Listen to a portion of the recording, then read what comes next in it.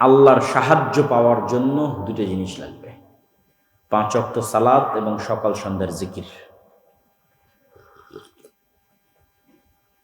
5 ওয়াক্ত সালাতে নাই যে আল্লাহ তাকে চিনেই না, কি সহযোগিতা করবে? কি তার স্বার্থ আল্লাহ সুবহানাহু ওয়া তাআলা দেখবে? আল্লাহ তাকে চিনেই না। আর আল্লাহর সাহায্য অবতীর্ণ শুরুই হয় সালাত দিয়ে। এটা একটা ফরম্যাট যা সব নবীরা অবলম্বন করত। আমরা যেমন ইন্টারনেট দিয়ে, আমার মোবাইল দিয়ে, আমার ফিঙ্গারপ্রিন্ট দিয়ে, আমার পাসওয়ার্ড দিয়ে, আমার হোয়াটসঅ্যাপ দিয়ে, আমার ফেসবুক দিয়ে যোগাযোগের মাধ্যমে আমেরিকা, ইউরোপ, মালয়েশিয়া সব জায়গায় ফোন দিচ্ছি, কথা বলতেছি, এটা একটা প্রযুক্তি সিস্টেম। সালাত এর চেয়ে হাজার গুণ, লক্ষ কোটি গুণ টপ লেভেলের একটা প্রযুক্তি, যা অবলম্বন করলে দুনিয়াতে বসে থেকে 7 আসমানে থাকা রব্বুল আলামিনের সাথে যোগাযোগ তৈরি হয়, কানেকশন তৈরি হয়। তখনই আল্লাহর সাহায্য আসা শুরু হয়। যে কোনো নবী রাসূল বিপদে পড়লে এই ফরম্যাটটা অবলম্বন করতেন। সারা আলাইহিস সালাতু ওয়াস সালাম বিপদে পড়েছেন, বাদশাহকে বলছেন আমাকে ওযু করে 2 রাকাত সালাত আদায়ের সুযোগ দিতে হবে। সালাতে দাঁড়িয়ে, সালাতে দাঁড়ানো, দৃষ্টি সিজদার দিকে যাওয়া, অন্তর আল্লাহর সাথে কানেক্টেড হওয়া, মানে জমিনে থেকে আমি এখন রব্বুল আলামিনের সাথে সরাসরি কথা বলতেছি, লাইভ কানেক্টেড হচ্ছে, লাইভ সেশন। এরকম লাইভ কানেকশন যদি দিনে রাতে 24 ঘন্টা 5 বার তৈরি না হয়, তাহলে ও আর মুসলমান বলেই গণ্য হয় না, আর গণনার খাতার মধ্যে আসে না। সে এখন ভাগাড়ে করে মারা গেলেও এটা চিন্তার বিষয় নয়, এটা কোনো ঘটনা নয়, এটা কোনো নিউজ নয়, এটা কোনো সংবাদ নয়, এটার কোনো ইম্পর্টেন্স নাই। কে মারা গেল এটার কোনো ইম্পর্টেন্স নাই, কে বিপদে আছে এটা কোনো ইম্পর্টেন্স নাই, কেন যে বিপদে আছে ওকে কেউ চিনে না, আসমানবাসী তাকে চিনে না। তাহলে সালাত ছাড়া মুসলমানদের বাঁচার কোনো রাস্তা নাই, না ইহুকালে না পরকালে। সালাতই একমাত্র রাস্তা যা দিয়ে মুসলমানরা বাঁচতে পারবে। সালাতই একমাত্র রাস্তা যা দিয়ে যুবক সকল গুনাহ থেকে বিরত থাকতে পারবে। যুবকেরা এসে আমাদের জিজ্ঞেস করে এই গুনাহ সেই গুনাহ, এইটা থেকে বাঁচতে চাই, ওইটা থেকে বাঁচতে চাই, সব কিছু থেকে বাঁচার রাস্তা সালাত। কেন? তুমি নেশায় আসক্ত এই কারণে যে তোমার নাফসের উপর কন্ট্রোল নাই, অবৈধ সম্পর্কে আসক্ত এই কারণে যে তোমার নাফসের উপর কন্ট্রোল নাই, জুয়ায় আসক্ত এই কারণে যে তোমার নাফসের উপর কন্ট্রোল নাই। তাহলে আগে তো নাফসে কন্ট্রোল প্রতিষ্ঠা করতে হবে, তাহলে তুমি সেগুলো থেকে বিরত থাকতে পারবে। তাহলে নাফসে কন্ট্রোল কীভাবে প্রতিষ্ঠা হবে? কাজ না করলে পৃথিবীতে কোনোদিন কোনো কিছু শেখা যায় না। আর্মিতে জয়েন করবেন, আপনাকে 10 কিলোমিটার দৌড়াতে দেবে, এটা কাজ, ট্রেনিং। তাহলে আপনি ইসলাম গ্রহণ করবেন, নাফসকে কন্ট্রোল করবেন, তাহলে নাফসকে কাজ দিতে হবে। ওকে কাজ না দিলে এটা কন্ট্রোলে থাকবে না। তাহলে নাফসকে কাজ কি দিতে হবে? ওকে বাধ্য করতে হবে 24 ঘন্টায় 5 বার সালাত আদায় করতে, নাফসকে, নিজের নাফসকে। এটা কাজ কি, মরা পর্যন্ত এই কাজ অব্যাহত থাকবে। যেই দিনে এই কাজ ছুটে যাবে ওই দিন নাফস স্বাধীন, ও আর আপনার কন্ট্রোলে নাই। তাহলে কোনো দিনই 5 ওয়াক্ত সালাত মিস দেওয়া যাবে না, ওকে বাধ্য করতেই হবে। অ্যাটলিস্ট তুমি 5 ওয়াক্ত সালাত আদায় বাধ্য। এটা নাফসকে কন্ট্রোল করার পৃথিবীর সবচেয়ে সহজ উপায় সালাত। 5 ওয়াক্ত সালাতে যে নিয়মিত আছে, ওর জীবনে উন্নত হওয়া, সফল হওয়া, সাকসেসফুল হওয়া, বড় হওয়া, সব রাস্তা উন্মুক্ত থাকবে। 2 নম্বর বলেছি, যেটা দিয়ে বক্তব্য শেষ করব, সেটা হচ্ছে সকাল সন্ধ্যার জিকির। সাউন্ড, আওয়াজ, এটা সবচেয়ে শক্তিশালী, সবচেয়ে পাওয়ারফুল। আওয়াজ সবচেয়ে পাওয়ারফুল। এমনও গবেষণায় দেখা গেছে যে আপনি যদি একটা বরফ খণ্ড অর্থাৎ পানি, এটাকে নিয়েও যদি সামনে নিয়ে যদি নির্দিষ্ট একটা আওয়াজ উচ্চারিত করেন, পৃথিবীর যত জাদুকরী শক্তির কথা বলেন আর যত তন্ত্র মন্ত্রের কথা বলেন, এগুলো সব তারা নির্ভর করে রেখেছে আওয়াজের উপর। মুখ দিয়ে কিছু উচ্চারণ করবে, সেটা বাস্তবায়ন করবে। আওয়াজ আসলেই পৃথিবীতে পাওয়ারফুল, কিন্তু সবচেয়ে পাওয়ারফুল যদি আওয়াজ হয় আল্লাহর নিজের। বলেন আল্লাহু আকবার। আল্লাহর নিজের আওয়াজ আমাদের কাছে আছে, সেটা কি? সেটা কি? কোরআন। সেটা কি? কোরআন।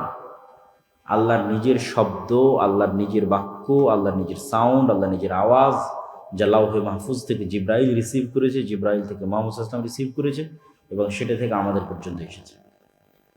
তাহলে পৃথিবীর মানুষের কাছে যা যা আছে তার চেয়ে বেশি পাওয়ারফুল কোরআন একাই নিজেই। কিন্তু এটাকে মূল্যায়ন করার শক্তি, ক্ষমতা, উদ্যোগ মুসলমানদের নাই।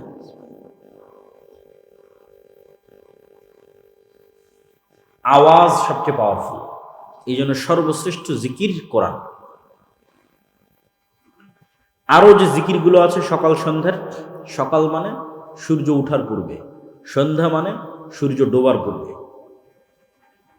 সামনে সিয়াম আসতেছে, শাবান মাস শুরু হয়ে গেছে। সিয়াম মানে শুধু পেটের সিয়াম নয়, রোজা মানে শুধু পেটের রোজা নয়, শুধু লজ্জা স্তরের রোজা নয়, রোজা মানে জিহ্বারও রোজা, রোজা মানে কানেরও রোজা, রোজা মানে চোখেরও রোজা। সিয়াম, জিহ্বার সিয়াম কি? গালি দিবে না, অশ্লীল কথা বলবে না, গল্পগুজব করে নিজের জিহ্বাটাকে নষ্ট করবে না, গীবত তহমতে জিহ্বা নষ্ট করবে না, পাশাপাশি জিহ্বাটাকে আল্লাহর জিকিরে কাজে লাগাবে।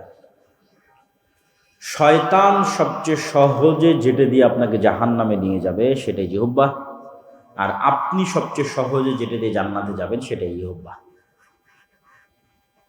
শয়তান যদি আপনার অন্তরে আজকে কুমন্ত্রণা দেয়, চল কালকে তোকে জেনা করতে হবে, অনেক কিছুর কারণে আপনি এটা করতে পারবেন না। সামাজিক ভয় ভীতি, পরিবারের সম্মান, আইন কানুন, অনেক কিছুর কারণে আপনি পিছিয়ে সরে আসবেন, না থাক না থাক, ওদের অমুককে হত্যা কর, অনেক কিছুর কারণে আপনি পিছিয়ে সরে আসবেন, না থাক না থাক, করবেন না। তাহলে শয়তানের জন্য আপনাকে জাহান্নামে নিয়ে যাওয়া তো কঠিন হয়ে গেল, কেন? বড় বড় অপরাধ তো আপনাকে দিয়ে করানো যাচ্ছে না। তাহলে কি দিয়ে আপনাকে জাহান্নামে যাবে? ওকে গালি দে। আপনি কি 1 সেকেন্ড দেরি করবেন নাকি গালি দিতে? কথা বলেন না, যে 1 সেকেন্ড দেরি করবেন না। আর গীবত কর, শয়তান নাফসে, আপনার নাফসকে বলতেছে, অস্বস্তি দিচ্ছে, আর গীবত কর, আপনি সাথে সাথে যুক্ত হয়ে যাবেন। চায়ের স্টলে বসেছেন, শুরু হয়ে গেছে গীবত, রাজনৈতিক, সামনে নির্বাচন। এবারের মাসিক আল ইতিসামে একটা সম্পাদকী আছে, নির্বাচনে যত গুনাহ, হেডলাইন। মাসিক আল ইতিসামের, যদি মাসিক আল ইতিসাম এখানে আসে, আমি জানি না আসে কিনা, না এসে থাকলে নেওয়ার চেষ্টা করতে হবে, আসে। মাসিক আল ইসলামের নির্বাচনে যত গুনাহ, তাহলে নির্বাচনের একটা বড় গুনাহ কি? গীবত। এটা করতে কেউ ধরবেও না, কেউ বাধাও দিবে না, কেউ মারবেও না। তাহলে সহজে এটা করিয়ে আপনাকে জাহান্নামে নিয়ে যাবে। এবার সহজে আপনি জান্নাতে যাবেন কিভাবে? খালি মুখ বন্ধ, অপ্রয়োজনে সব গল্প গুজব বন্ধ, কোনো অজু নাই, কিচ্ছু নাই, মসজিদে যাওয়া নাই, কোনো ঝাই ঝামেলা ঝুট কিচ্ছু নাই। 24 ঘন্টা যতক্ষণ আছেন ততক্ষণ সুবহানাল্লাহ, আলহামদুলিল্লাহ, লা ইলাহা ইল্লাল্লাহ। কিছু লাগবে নাকি এটা বলতে? এটা বলতে অজু করা লাগতেছে না, এটা বলতে মসজিদে যাওয়া লাগতেছে না, তাই না? কিচ্ছু নাই, শুধু জিহ্বাটা কাজে লাগতেছে। লা ইলাহা ইল্লাল্লাহ, লা ইলাহা ইল্লাল্লাহু ওয়াহদাহু লা শারীকা লাহু, লাহুল মুলকু ওয়া লাহুল হামদু ওয়া হুয়া আলা কুল্লি শাইইন কাদির। তাহলে যেটা দিয়ে সবচেয়ে সহজে আপনাকে জাহান্নামে নিয়ে যেত, আপনি ওইটা দিয়ে সবচেয়ে সহজে জান্নাতে চলে যাবেন। আল্লাহু আকবার। তাহলে জিকির, সকাল সন্ধ্যার জিকির, সালাতও জিকির। কেউ যদি 24 ঘন্টায় অন্য কোনো জিকির না করতে পারে, তাহলে বাধ্যতামূলক 5 বার জিকির করতে হবে সালাতের মাধ্যমে। সালাতের জিকিরটা আনুষ্ঠানিক, একটা নির্ধারিত ফরম্যাটে, কিন্তু এটা জিকির, পুরোটা জিকির। আজানে আমি বলছি আল্লাহু আকবার, এটা জিকির। বলছি লা ইলাহা ইল্লাল্লাহ, এটা জিকির। তারপর হচ্ছে আমি আল্লাহু আকবার বলে সালাত শুরু করতেছি, এটা জিকির। আমি কোরআন পড়তেছি, কোরআন সর্বশ্রেষ্ঠ জিকির। আমি রুকুতে গিয়ে বলছি সুবহান রাব্বিয়াল আযীম, এটা জিকির। আমি রুকু থেকে উঠে বলছি রব্বানা লাকাল হামদ, এটা জিকির। আমি সিজদায় গিয়ে বলছি সুবহান রাব্বিয়াল আ'লা, এটা জিকির। দোয়ার অংশ নাই বললেই চলে। দোয়া আছে সালাম ফিরানোর পূর্বে, তার আগ পর্যন্ত শুধু জিকির। এই জন্য আল্লাহ বলেছেন ওয়া আকিমিস সালাতা লিযিকরি, তোমরা সালাত প্রতিষ্ঠা করো আমার জিকিরের জন্য, আমার জিকির প্রতিষ্ঠা করার জন্য। তাহলে জিকির সাউন্ড, আওয়াজ, এই আওয়াজ দিয়ে পৃথিবীর সব অসম্ভবকে সম্ভব করা সম্ভব, সব অসম্ভবকে।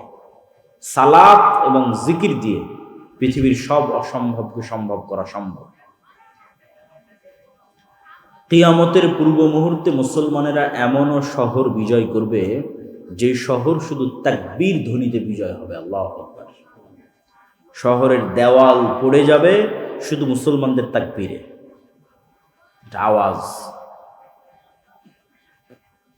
প্রিয় উপস্থিতি, প্রিয় মুসল্লিবৃন্দ, পুরো আলোচনার সারমর্ম করি।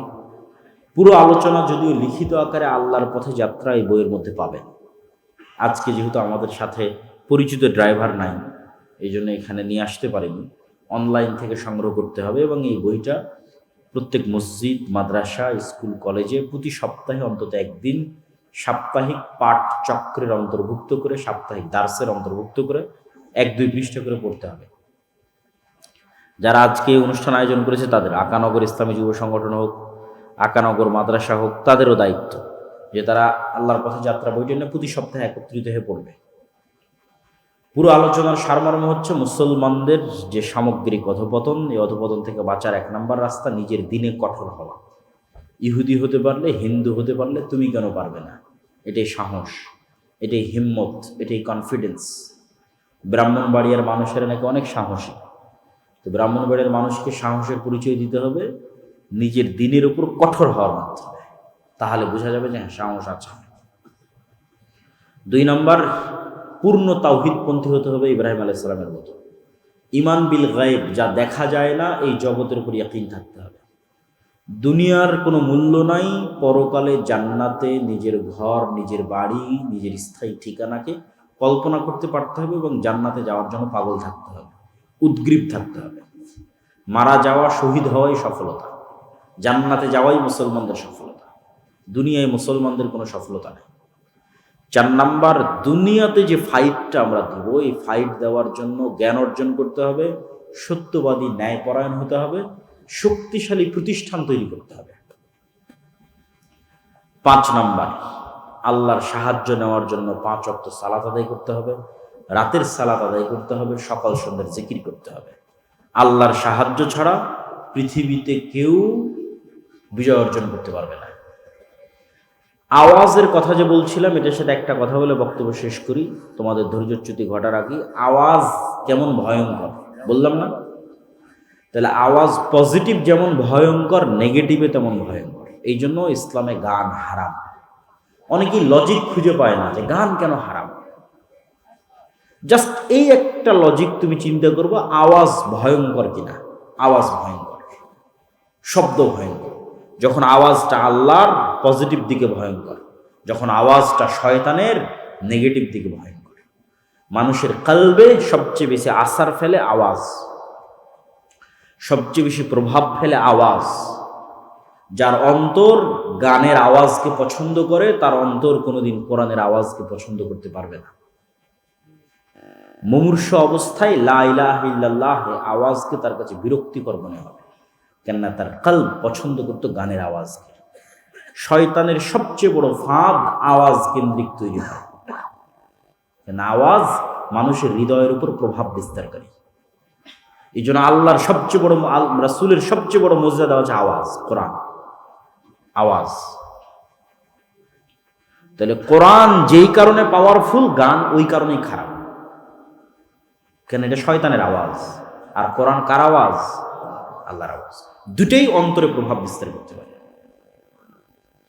যে অন্তর গানের আওয়াজকে ভালোবাসবে, এই অন্তর মৃত্যুর সময় কোশ্চিনকালেও কোরআন এবং লা ইলাহা ইল্লাল্লাহকে ভালোবাসতে পারবে না। শেষ, ওর ইহকাল পরকাল সব শেষ, এবং ওর হেদায়েতের রাস্তায় আসা কঠিন হয়ে যাবে। এই জন্য গানের আওয়াজ, গানের ভালোবাসা, গানের মহব্বত থেকে বের হতেই হবে। এটা অসুস্থতা, এটা রোগ। এই রোগের চিকিৎসা এটাই যে কেউ যদি এই নেশা আসক্ত থাকে, শুরু করতে হবে 5 ওয়াক্ত সালাত দিয়ে জামাতে। 5 ওয়াক্ত সালাত জামাতে আদায় করলে পৃথিবীর সব নেশা ছুটে যাবে। গানের নেশা, জুয়ার নেশা, নারীর নেশা, সব নেশা ছুটে যাবে। 5 ওয়াক্ত সালাত জামাতে আদায় করতে হবে, তাহলে নাফসের উপর কন্ট্রোল প্রতিষ্ঠা হবে। পরকালমুখী চিন্তা ছাড়া এটা বন্ধ করার পৃথিবীতে কোনো রাস্তা নেই। এই জন্য আমি আমার বহু বক্তব্যে উদাহরণ দিয়েছি আসহাবুল উখদুদ, যাদেরকে আগুনে জ্বালিয়ে দেওয়া হয়েছিল।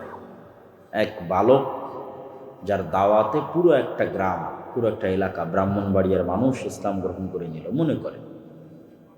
তাদেরকে বলা হলো, যদি ইসলাম ত্যাগ না করো, সামনে জ্বলন্ত আগুন আছে, জ্বলে পুড়ে মরে যেতে হবে।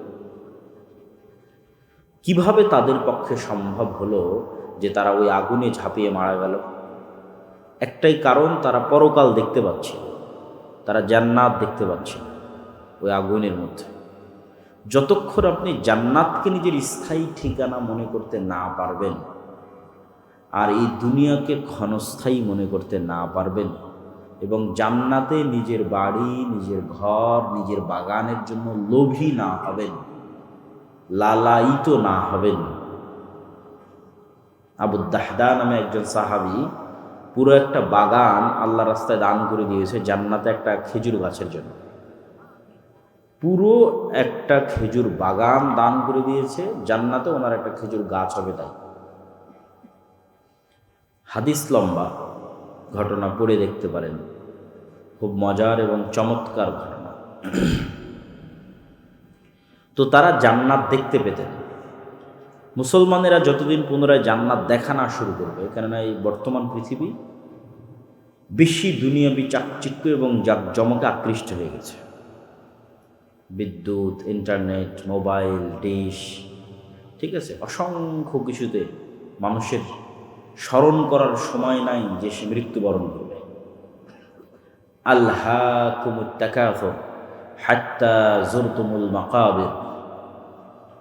ছোট বাচ্চাকে যেমন খেলতামাশাতে ভুলিয়ে রাখা হয়, মানুষকে তেমন শয়তান ভুলিয়ে রেখেছে যে মানুষ একদিন মারা যাবে, অথচ এটাই বড় সত্য যে আমরা মারা যাব। এই জন্য মৃত্যু পরবর্তী জীবনই তো স্থায়ী জীবন, প্রকৃত জীবন, বাস্তব জীবন। মৃত্যু পরবর্তী জীবনই প্রকৃত, স্থায়ী, পার্মানেন্ট, সত্যিকার জীবন। এই জীবনটা যতক্ষণ আপনি লাইভ ফিল না করতে পারবেন, জীবন্ত কল্পনা করতে না পারবেন আপনার জান্নাতের জীবন, ততক্ষণ এই দুনিয়ামুখী চিন্তা থেকে বের হওয়ার সুযোগ নাই। তারপরের পয়েন্ট বলেছি, প্রকৃত তাওহীদপন্থী না হওয়া। আমরা নাম কাওয়াস্তে বলি তাওহীদি জনতা, কাজে কেউই তাওহীদি জনতা না। কেননা তাওহীদ এক ভিন্ন জিনিস। ये दौर अपने बराहिम की तलाश में है। আজকের যুগে মুসলমানদের মধ্যে একজন ইব্রাহিম আলাইহিস সালাম দরকার, যে শতভাগ পূর্ণাঙ্গ তাওহীদপন্থী হবে।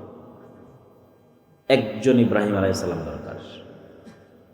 ইব্রাহিম আলাইহিস সালামের মতো তাওহীদপন্থী লোকের অভাব।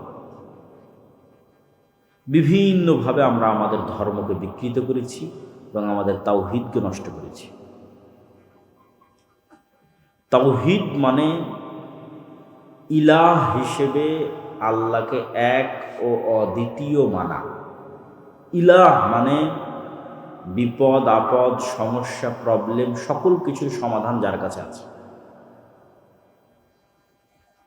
আর রব আর ইলাহ একটা আর একটার পরিপূরক সম্পূরক। যে রব সেই ইলাহ, যে রব হওয়ার যোগ্য নয় সে ইলাহ হওয়ার যোগ্য নয়। কে ইলাহ হওয়ার যোগ্য? যে রব হওয়ার যোগ্য। তাহলে কার কাছে বিপদে পড়ে সাহায্য চাইবা? যার মধ্যে রুবুবিয়্যাতের গুণ আছে। যার মধ্যে রবের গুণ নাই, ওর কাছে বিপদে পড়ে সাহায্য চেয়েও লাভ নাই। এই চ্যালেঞ্জগুলো দিয়ে আল্লাহ কোরআন পরিপূর্ণ করে রেখেছে। কোরআনে এক এক সময় আল্লাহ এক এক স্টাইলে, এক এক আঙ্গিকে চ্যালেঞ্জ দেবে। ভাই বলো দেখি, তোমরা আল্লাহ ব্যতীত যাদের ডাকো এদেরকে বলো তো এরা একটা মাছি সৃষ্টি করতে পারে কিনা? চ্যালেঞ্জ। কেননা মাছি সৃষ্টি করা রবের গুণ, রব পারে সৃষ্টি করতে। তখন আল্লাহ আবার পাল্টা উত্তর দিয়ে বলবে, আরে ওরাই তো সৃষ্টি, ওরা আবার কি সৃষ্টি করবে? সে ওলি হোক, আউলিয়া হোক, নবী হোক, রাসুল হোক, পীর হোক, বুজুর্গ হোক, আর মা কালী হোক আর মা দুর্গা হোক, এরাই তো সৃষ্টি, এরা আবার কাকে সৃষ্টি করবে? তারপরে আল্লাহ চ্যালেঞ্জ ছুড়ে দিবে, বলো দেখি ওরা কথা বলতে পারে কিনা। ধরেন কবরে শুয়ে থাকা কোনো বাবা অথবা যার মূর্তি তৈরি করা হয়েছে সেই মা, বলে এরা কথা বলতে পারে কিনা দেখো, শুনতে পাই কিনা দেখো তো। এরকম বিভিন্ন স্টাইলে আল্লাহ চ্যালেঞ্জ করে। বলে আমি আকাশ থেকে বৃষ্টি বর্ষণ করি, নদী নালা প্রবাহিত করি, আকাশের বৃষ্টি দিয়ে ফল ফসলাদি উৎপন্ন করি। তোমাদের কাছে চ্যালেঞ্জ থাকলো, একটা বীজ থেকে একটা গাছ বের করো। মানুষ তৈরি করবে, যত বড় বিজ্ঞানী হোক, একটা বীজ থেকে একটা গাছ, আল্লাহর আলো বাতাস, আল্লাহর মাটি, আল্লাহর পানি ছাড়া সম্ভব নয়। তাহলে যিনি রব, ইলাহ হবে তিনি। কুল হু আল্লাহ আহাদ আল্লাহু সামাদ, তিনি অমুখাপেক্ষী, স্বয়ং সম্পূর্ণ। তোমরা যাদের ইবাদত করো দেখো আর অমুখাপেক্ষী না স্বয়ং সম্পূর্ণ, মাপো। অমুখাপেক্ষী মানে ও পেশাব পায়খানা না করে থাকতে পারবে? যত বড় উলিয়া উলিয়া পীর বুজুর্গ হোক, পারবে না। ওকে পেশাব করতে হয়, পায়খানা করতে, তাহলে বাদ, প্রথম চান্সই বাদ পড়ে গেল। না ঘুমিয়ে থাকতে পারবে? পারবে না, বাদ। না খেয়ে থাকতে পারবে? থাকতে পারবে না, বাদ। তাহলে কিসের রব, কিসের ইলা? কার কাছে যাও, কার কাছে চাও, কার ওরসে জমা হও? এগুলো তো আল্লাহর প্রশ্ন, আমার প্রশ্ন। আমি যে শুধু অনুবাদ করছি, আল্লাহ সুবহানাহু ওয়া তাআলার প্রশ্ন। লাম ইয়ালিদ ওয়া লাম ইউলাদ, ওকে কেউ জন্ম দিয়েছে? প্রথমেই বাদ। জন্ম দিয়েছে মানে ও দুর্বল ছিল, ছোট্ট ছিল, পিচ্চি ছিল, ও মায়ের দুধ পান করেছে, ওর কোনো শক্তি নেই। ও যখন মায়ের পেটে ছিল তখনও মায়ের যে ঋতুর রক্ত, সেই রক্ত পান করে তাকে থাকতে হয়েছে। ও আবার আজকে বড় হয়ে কেমনে দাবি করে যে আমিই সব কিছু, মুশকিল কুশা, সব বিপদ আমি দূর করতে পারি, মাওলা আলী।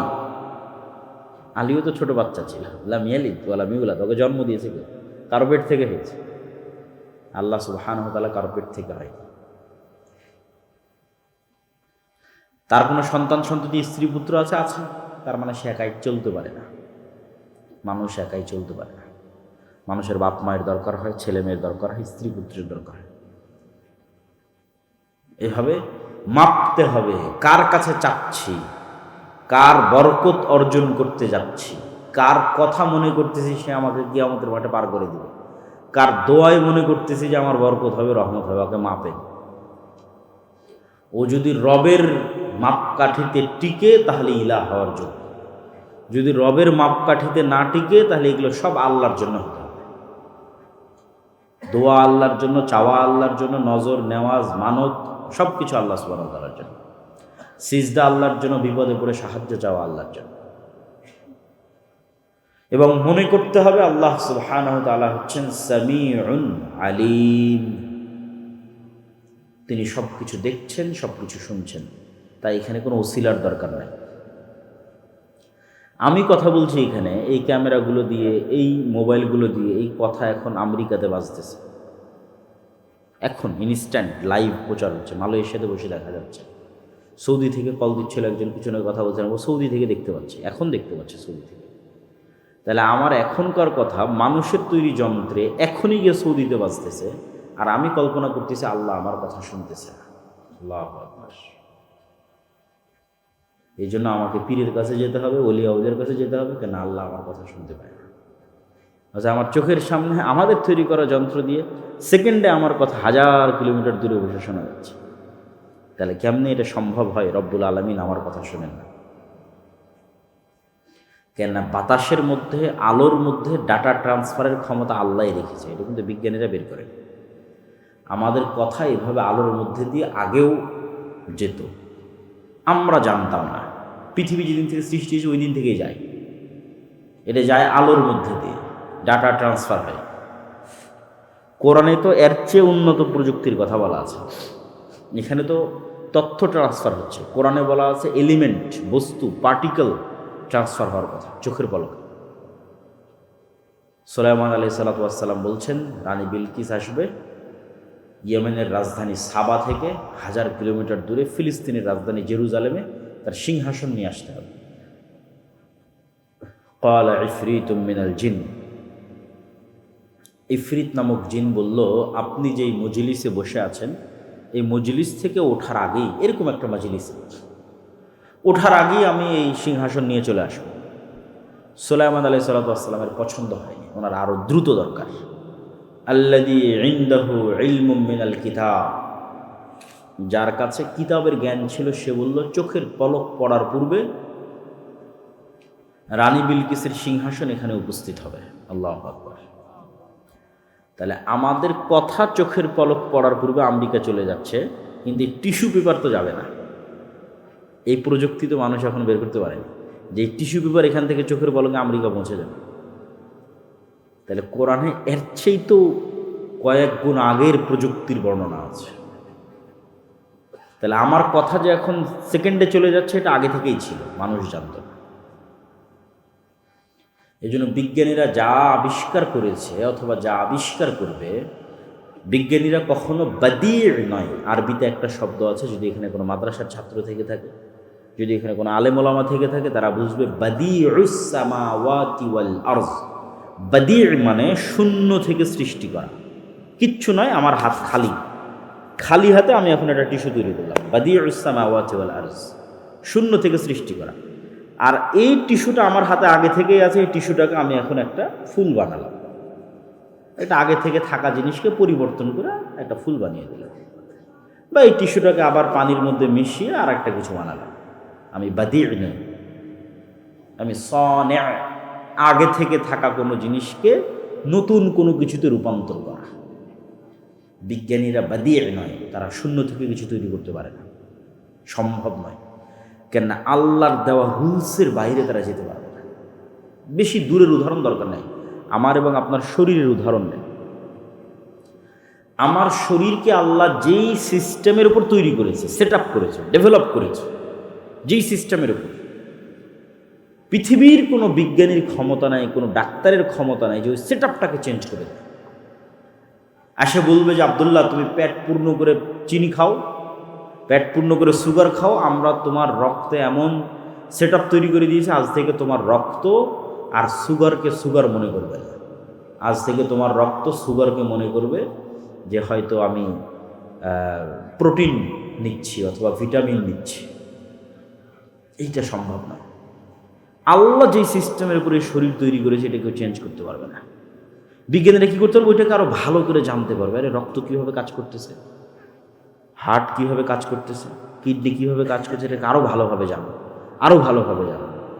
জানার পর দেখো ওই সিস্টেমের মধ্যে থেকে কীভাবে এটাকে হেল্প করা যায় মানুষকে।